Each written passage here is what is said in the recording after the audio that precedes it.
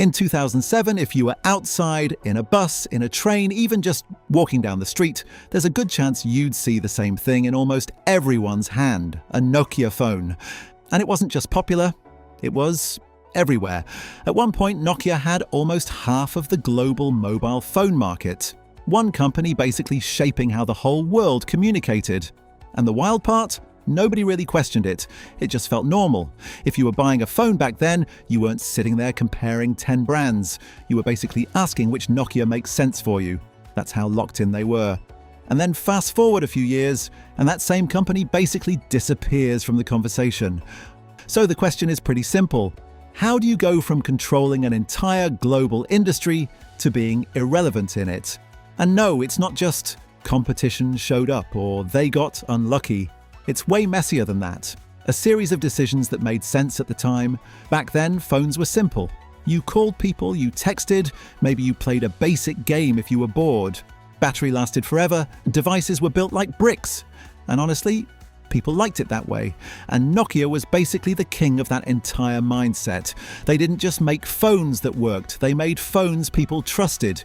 You dropped it, it survived. You charged it, it lasted days. You didn't think about it too much, it just did its job.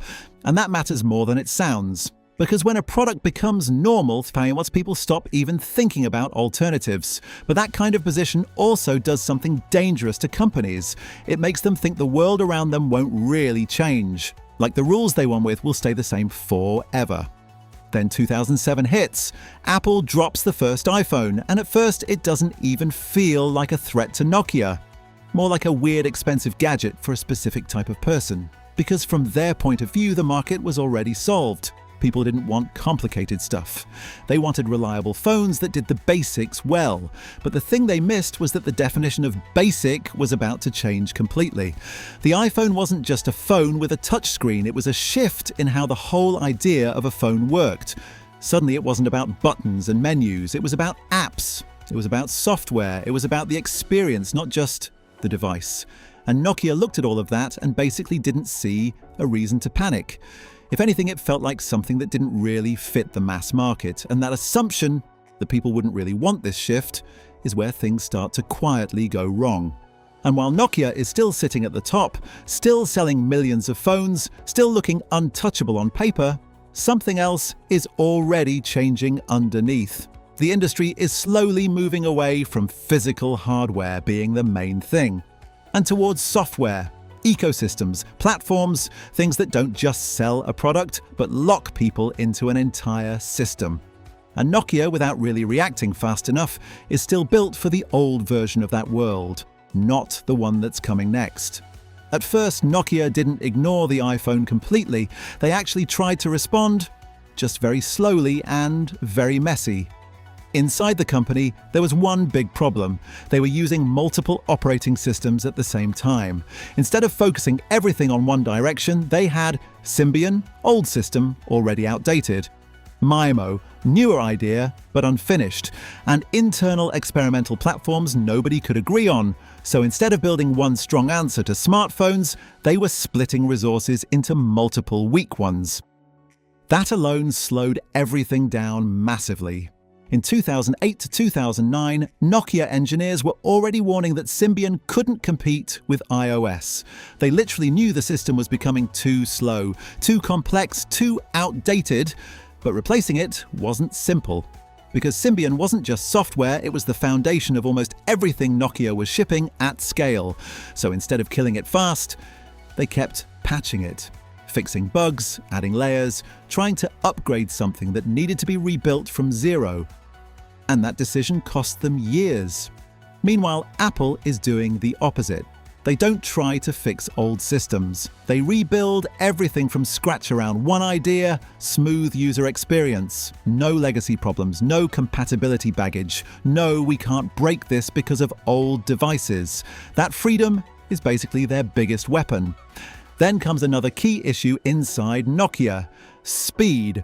To build a new phone software update, Nokia teams needed approval from multiple departments. That meant idea to management review, to revision, to legal, to engineering, to testing, to more approval, to delay again. At the same time, Android starts growing.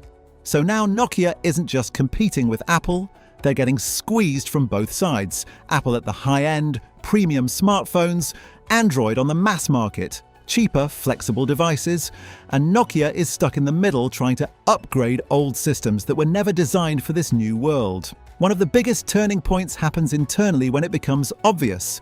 Symbian is not fixable at the speed the market demands, but instead of immediately switching strategy, they still try to stretch it.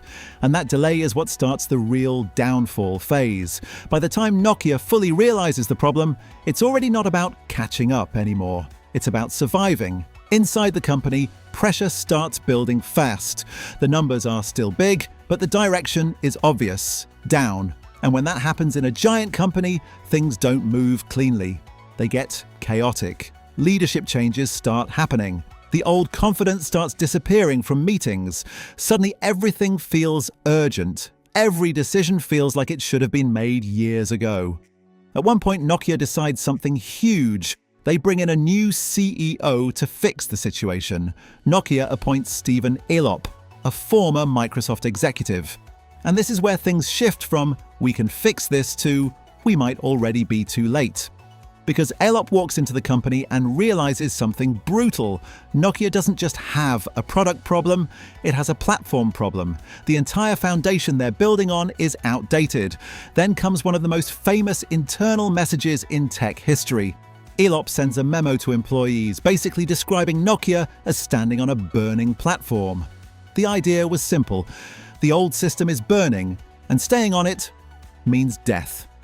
And panic in a big company doesn't always lead to action. Sometimes it leads to rush decisions. At this point, Nokia makes a major move. Instead of fully rebuilding their own ecosystem, they decide to partner with Microsoft. They choose Windows Phone as their main smartphone platform. On paper, it looks logical. Symbian is dead, Android is too crowded, Apple is too strong alone. So they bet everything on becoming the main hardware partner for Windows Phone. But there's a hidden problem. They're no longer controlling the software. They're now dependent on someone else's ecosystem. And in tech, that's a massive shift in power because whoever controls the software controls the future direction. Nokia becomes a hardware company inside someone else's system. And that means less control, less differentiation, and less flexibility. Meanwhile, the market keeps moving. Apple continues refining iOS. Android keeps expanding everywhere else. And Nokia is now stuck trying to rebuild identity inside a system they don't fully own. Sales start dropping faster. Developers don't fully commit to Windows Phone. Developers are slow to adopt it. Consumers don't fully switch. And app support becomes the biggest limiting factor. And in smartphones, apps aren't optional. They are the product. Meanwhile, the competition keeps accelerating. Apple continues refining the iPhone experience year after year, locking users deeper into its ecosystem. Google expands Android aggressively, making it the default choice for almost every other manufacturer. So now the market is basically split into two massive ecosystems. And Nokia is sitting in a third one. That never fully reaches critical mass. Sales continue to fall. In 2014, Nokia's mobile phone business is officially sold to Microsoft. A company that once defined the global mobile industry is no longer a phone company at all. It exits the very market it helped create. And that's the moment everything becomes clear in hindsight. Not because of one mistake, not because of one product, but because of timing. The shift from hardware-first thinking to software-first ecosystems wasn't just a trend. It was a full reset of the industry. And Nokia wasn't destroyed by lack of talent or lack of resources.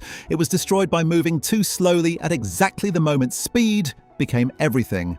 After the acquisition, Nokia doesn't disappear completely. It survives in other areas like telecom infrastructure, but the version of Nokia that once dominated the world of mobile phones is gone. Not replaced, just finished. And the lesson here isn't complicated. In industries that move fast, being right is not enough. You also have to be early enough to act on it, because once a shift becomes obvious to everyone, it's already too late to lead it.